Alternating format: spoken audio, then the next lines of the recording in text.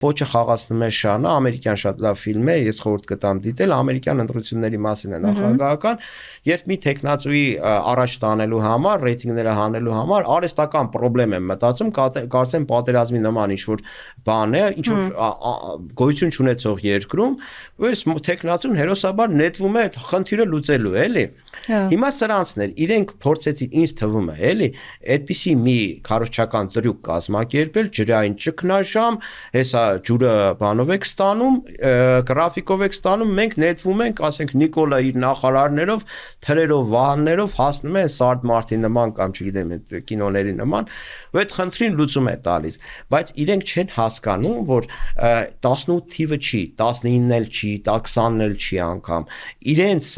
նկատմամբ ժողովրդի վերաբերմունքը այլևս կարծրացած է, ժողովուրդը իրենց վերաբերվում է որպես ստախոս,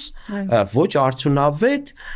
անպիտան իշխանության, հիմա ինչքան էլ իրենք իրենց ճղեն, իրենք չեն հավատում, ժողովուրդը չի հավատում, որ կարող են իրենք որևէ խնդիր լուծեն, հիմա հասկանում են, որ այս մարդու իշխանությունը քայլող պրոբլեմ է, այս մարդը ինչին կգնում է, դա ինչ-որ պրոբլեմ է ծագում, մեծ պրոբլեմ,